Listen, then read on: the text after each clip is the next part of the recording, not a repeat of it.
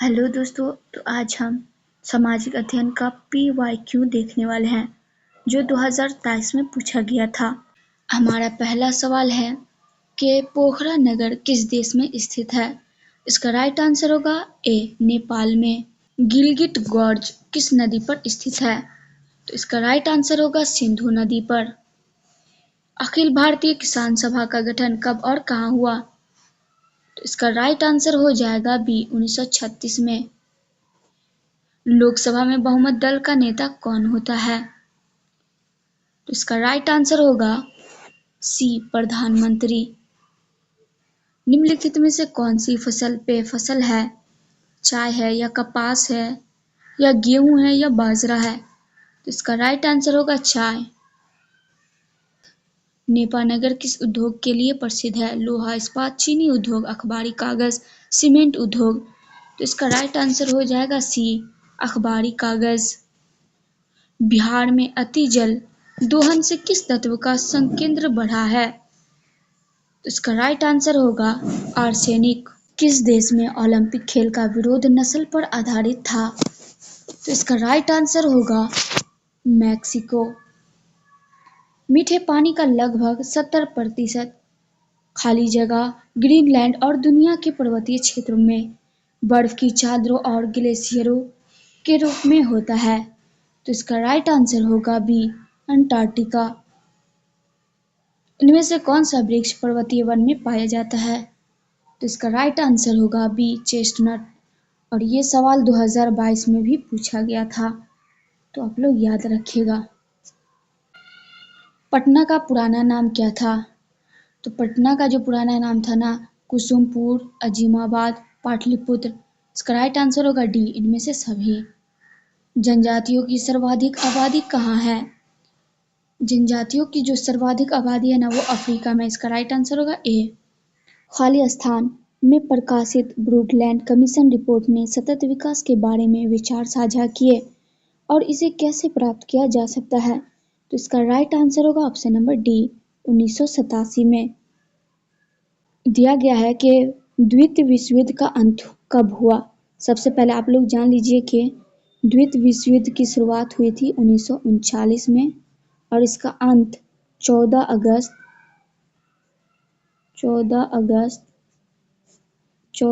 1945 में हुआ था। किसके आत्मसमर्पण के बाद, तो जापान के। इसको आप लोग याद रखिएगा। सवाल है कि यूरोप वासियों ने दिशा सूचक यंत्र का ज्ञान किनसे सीखा, इसका राइट आंसर होगा ऑप्शन नंबर सी अरबों से। अगला क्वेश्चन देखते हैं। चुनावी स्पर्धा से लाभ होता है, इसका राइट आंसर क्या होगा, तो इसका राइट आंसर होगा डी जनमत निर्माण में। मानव अधिकारों को संयुक्त राष्ट्र के द्वारा मान्यता कब प्रदान की गई, 10 दिसंबर 1948, इसका राइट आंसर होगा डी। अपने अस्तित्व के दौरान 17 राष्ट्रों ने राष्ट्र संघ में सदस्यता वापस ले ली। निम्नलिखित में से कौन सा राष्ट्र संघ से अलग नहीं हुआ, तो इसका राइट आंसर होगा ऑप्शन नंबर बी भारत। तो चलिए अगला सवाल देखते हैं। विधान परिषद की स्थापना को भारत के संविधान के अनुच्छेद ... में परिभाषित किया गया है, तो इसका राइट आंसर होगा 169।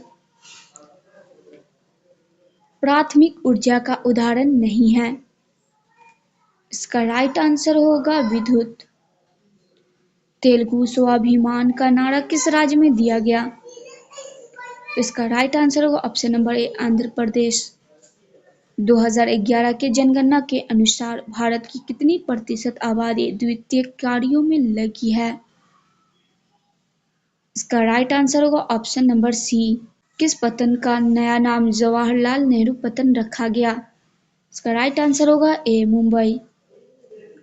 सर्वप्रथम कॉमन सेंस की रचना किसने की थी, इसका राइट आंसर होगा थॉमस पेन ने। भारत में निष्पक्ष निर्वाचन की प्रक्रिया के संचालन का दायित्व किस पर है, इसका राइट आंसर होगा निर्वाचन आयोग। इनमें से भारत में सबसे बड़ी जनजाति कौन है, इसका राइट आंसर होगा option number D Bhil.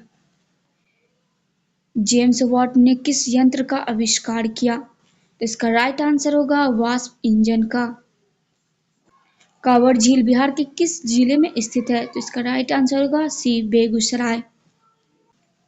Bharat के प्रथम मुख्य चुनाव आयुक्त कौन थे? तो इसका राइट आंसर क्या होगा?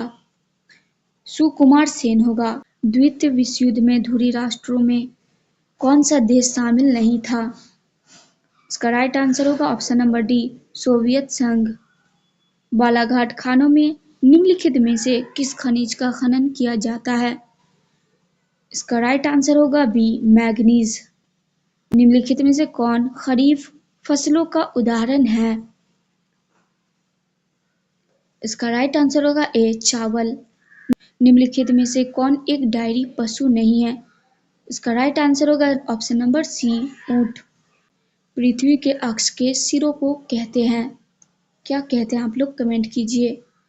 इसका राइट आंसर होगा बी, ध्रुव। इनमें से किस देश को सामाजिक विभेद के कारण विखंडन का सामना करना पड़ा? इसका राइट आंसर होगा ऑप्शन नंबर डी, यूगोस्लाविया। चलिए आगे क्वेश्चन देखते हैं। रेशम मार्ग कहाँ से शुरू होता था?